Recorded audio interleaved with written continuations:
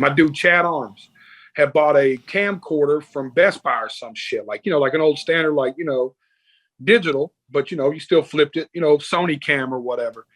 And Chad was like, put on a beat in the studio, like fifth day out of jail, little house studio the homie had. And he's like, yo, rap to this, Jelly. So I've been in jail, so I'm fired up, right? And I'm just like rapping and I'm just talking shit. Well, he ends up posting the clip on YouTube, and back then it went viral. This is 10, 11 years ago, where viral back then was like a couple 100,000 views. You know this was like, you know, not long after fucking Karate with Uncle Joey, right? This is that era where like little clips, like it was so new to the internet, shit was like, you know, and it ended up getting put on World Star Hip Hop early in the World Star Hip Hop days. And that was kind of the beginning of it launching some shit for me. And we ended up having to take the video down because in the video, I have a famous line where I say, they call the 10-minute freestyle, but I said, if my PO asks, I hang drywall. Well, the shit went viral enough. My PO was like, yo, you can't be like making a mockery of this shit on the internet. Like, you gotta take this shit down. So when I got off probation, we put it back up. So I think the most recent upload's still like 8 years old. And it did ended up doing a few million views. And it was off to the races from there, man. We just started chasing the YouTube thing, you know?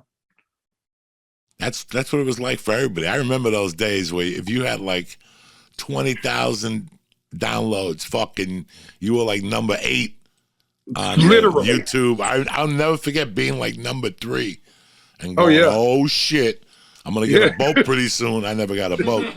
Who gives a fuck if you're number 3 and number 1? But I remember those days. Like, people would stop me on those Joey Karate videos were fucking. Listen, man, I was in Chicago. I'd gotten fucked up the night before. I had to get on a plane, a Southwest flight from Midway to LAX.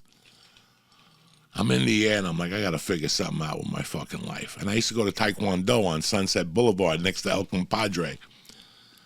And across from the Guitar Center, right there, there's right next to the Sunset Grill, which Don Henley sang about, right across the street is a Muda Kwan Taekwondo place on Sunset.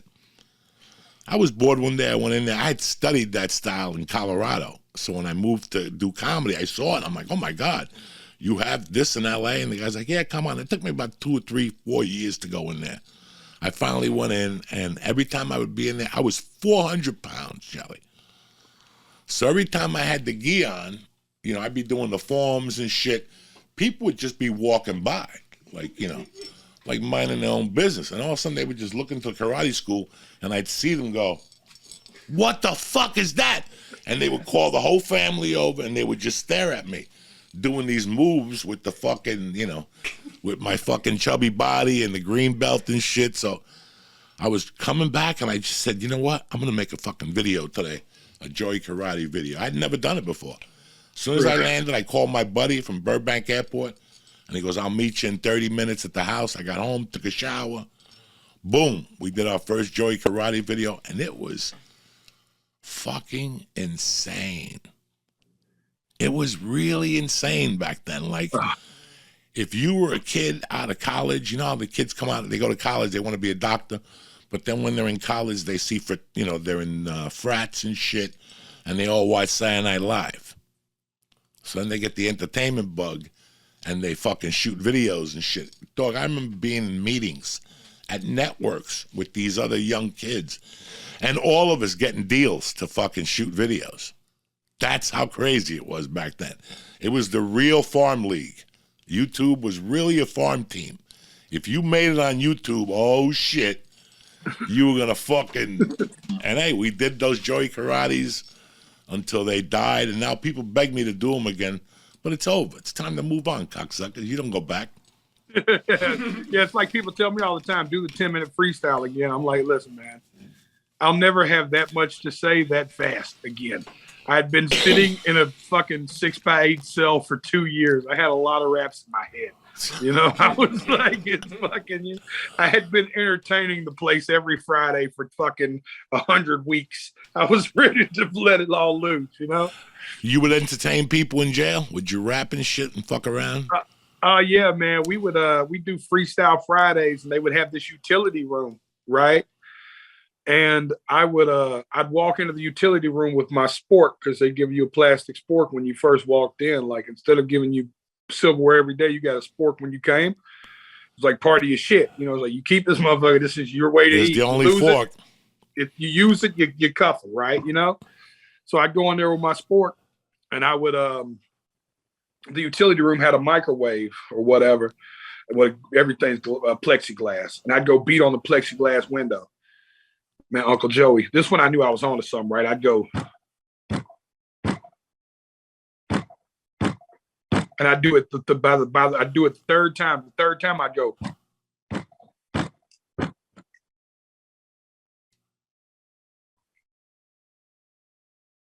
So by the time I got to the beat, doom, doom, you would watch them start running in, right? I wouldn't announce it. I just go doom, doom, doom, doom, doom, doom. Doom. And by the time I got to that sixth doom, the room would be filling out doom, doom, doom, doom, doom. And I'd just start rapping, right? And I'd be singing the choruses, and then I'd rap the verses, and then I'd sing the chorus and I'd pass it to like anybody. I'd be like, all right, you, look such and such, you know, and then he'd rap. And then I'd cut him off and I'd bring the chorus back in and like make like, you know, it was a thing. And it was like, they knew it on Friday, man. When I walked in there with that sport, they just started piling in. Because there's only so much room in the utility room. So everybody's trying to get in here, and then people out there watching it, they're standing on tables. It was crazy. And I was like, yo, this shit might work. Now, keep in mind, I'm like one of 3 white dudes in a 220-man unit. You know, and I tell people I'm still from the era where, especially in hip hop, you throw a rock right now and you hit a white dude that can rap, right? You know, I know I live in the country music capital of America, and these country music dudes, every time I get drunk with them, like, I be rapping too. You know, they want to rap to me, you know? And it's, in my era, no, sir. Nobody. There was very few white rappers. The Beastie Boys, Eminem was bubbling. We had a guy named Haystack down here. This was even before Bubba Sparks had put out his first shit, you know? It wasn't, if you was a white dude that rapped, you better be, 1, really good, and 2, you better have a bunch of black dudes standing beside you going, no, this is our guy, you know? So for me to go in there and rock that place, man, I mean, I was rocking the violent offender gang unit of the prison. Like, the Killers was just in there, like, riding with me, like, yo, this white boy is crazy. You know what I'm saying? I'm singing these super soulful choruses, though. You know what I mean? And then it just kind of connected. And when I came home, I had played with it before, but when I came home, I was like, no, we're going all in.